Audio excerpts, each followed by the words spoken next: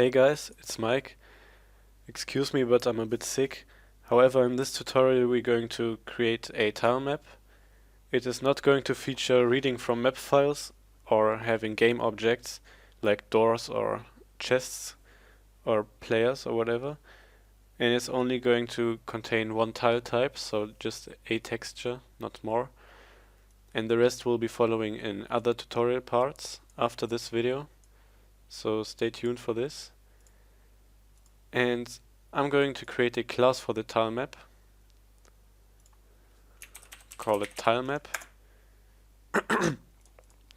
And as you may already know, SFML has a type for something that can be drawn on the screen, and that is the drawable type. However, you have to first import the SFML stuff again. I'm going to do that real quick now. There we go. And the drawable interface basically just implements one method, and that's the draw method. Public void draw is going to take a render target. That's for instance a render texture or a render window, and render states. That's how we're going to draw something. And yeah, like this we can just go to our RPG class and say window.draw and then pass in a tile map if we have one. So that's a bit more consistent and nicer, as if we would create a custom draw method and say, that would take a render window as parameter. Let's start by adding a few variables. We will be needing a texture, which is going to be our tile set. This texture is going to contain all tiles we'll be using for this tile map, all tile textures in one. Then we'll be needing a vertex array. This is what we're going to draw and generate based on a map file. And we're going to need size, private int width and height. And two more floats, which are going to be the tile texture dimension and the tile world dimension. So I can explain to you what this is. Basically, the tile texture dimension defines how big a tile is in the texture. So what we have is a 16 by 16 tiles. This is what we downloaded. And the tile world dimension is going to be in which size one tile is going to be drawn to the screen. So this is going to be 16 for me, because my tiles are 16 by 16 big. And this is, well, we can set this to whatever we want, like 64, 32, 40, whatever. Just how big we'd like to draw our tiles. And we're going to set these variables in our constructor. So create that. It's going to take a texture, our tile set, we're going just to pass it in the constructor, the size, and well, our floats, we need to define that as well. And just give it to our class.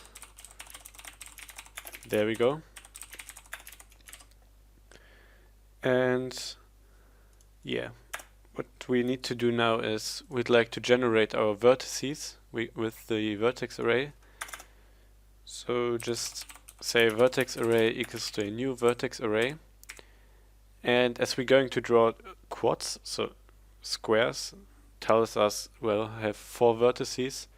So we're going to draw quads with the primitive type quads.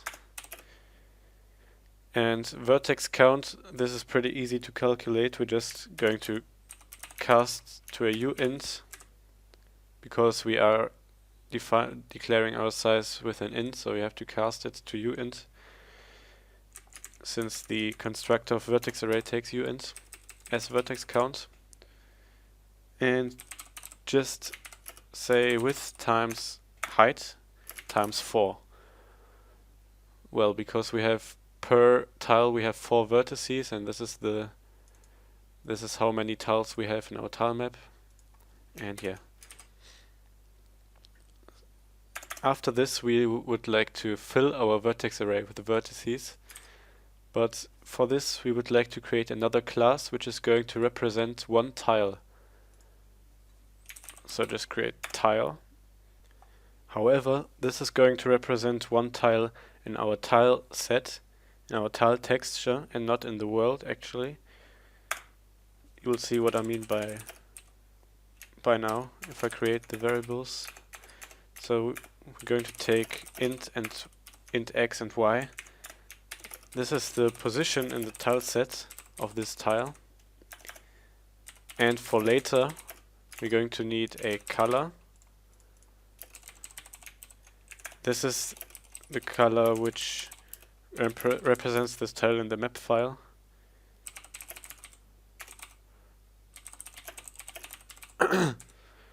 And we need to use SFML.graphics for the color.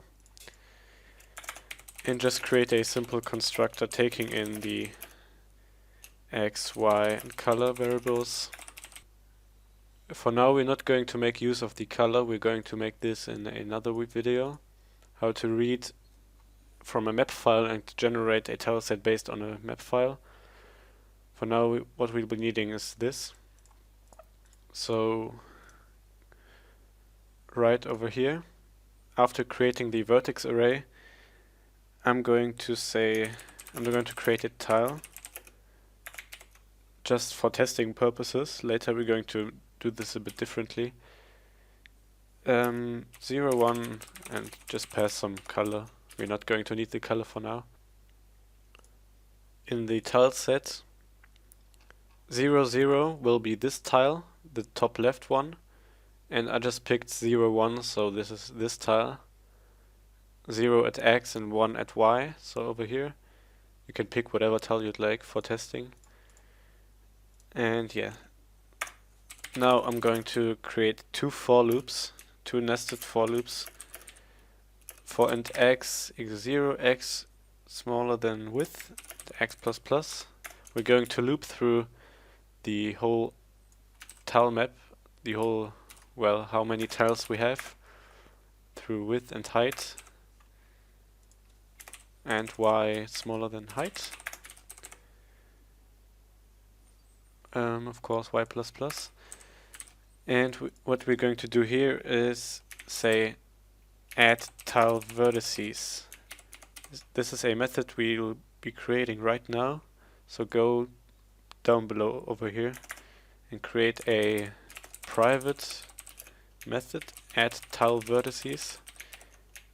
It's going to take a tile definition and a position of the tile.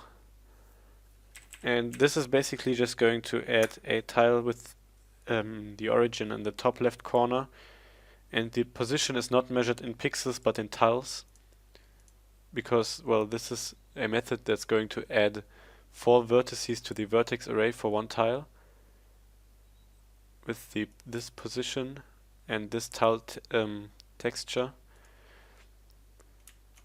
And this is a little bit complicated now.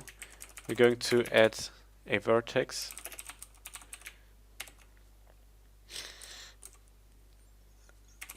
New vector 2f. This is our position. And the first vertex will be at 0, 0. And this is going to be text coordinates. The texture coordinates. We're going to make these in a little bit. Just create the position for now.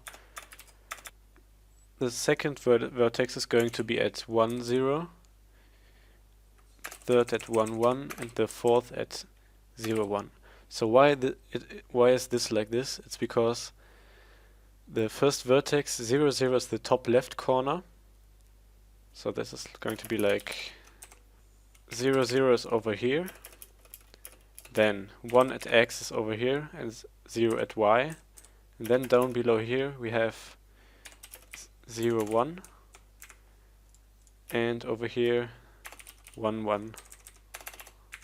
This is what our tile looks like basically in vertex positions. These values though, 1, represent 1 pixel, so we're going to need to multiply this by our tile world dimension. So this is the size we'd like to draw this with on the screen, like this. And now to actually have this an offset every tile, we need to bring somewhere we need to bring the position in, and this is where we're going to bring it in. Just plus position. It's an offset of the vertices. Just do it at every vertex. There we go.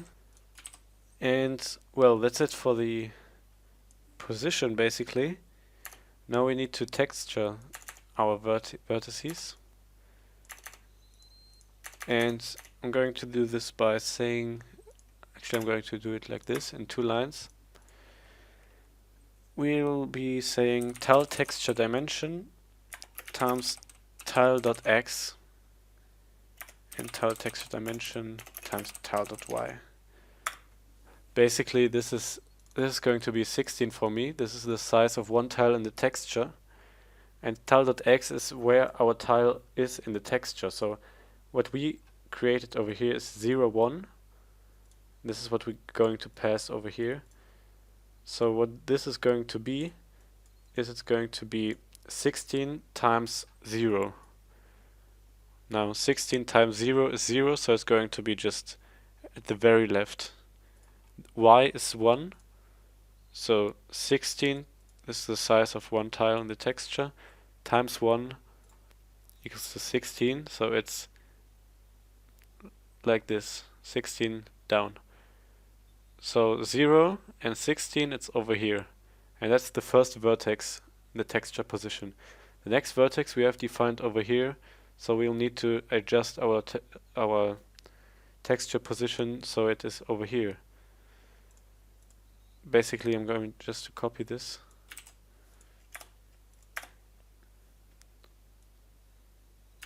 So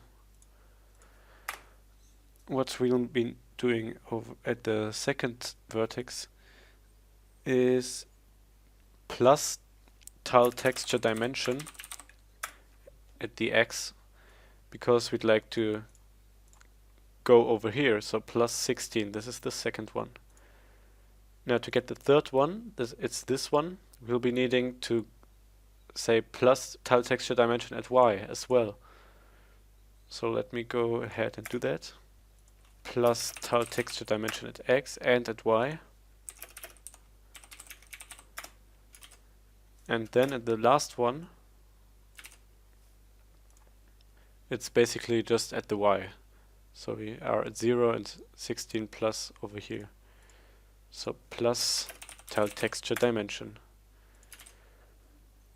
Now, if we're calling this, we need to actually pass something to this.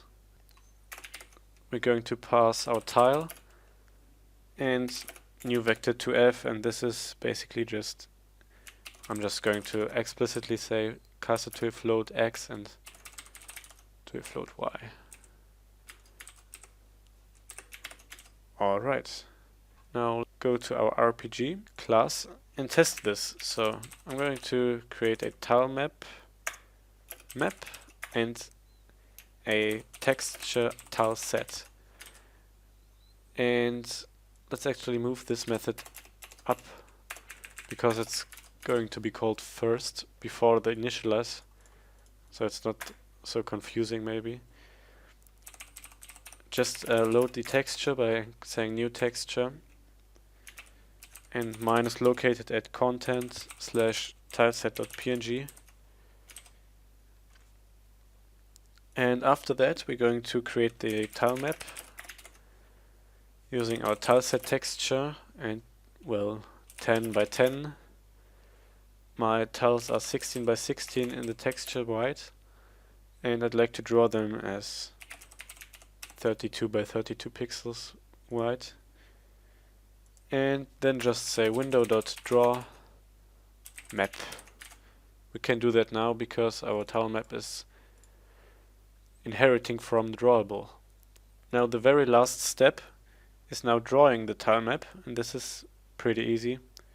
We're just going to say states.texture equals to tileset, so give it the texture, and then just at our target, this is in this case it's our render window, just draw our vertex array with our render states, with our texture.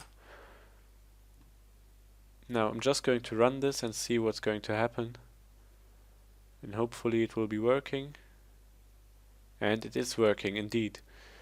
So as you can see, it's not that hard to create a tile map. Basically, you can now play with these variables, like you can say 10 by 20, then it's going to be longer in this one. You can actually go to Tilemap over here and change which texture you'd like to choose. You can say, well, I want this one, so it's 1, 0, and 2. It's 1, 2. Start, and there you have it.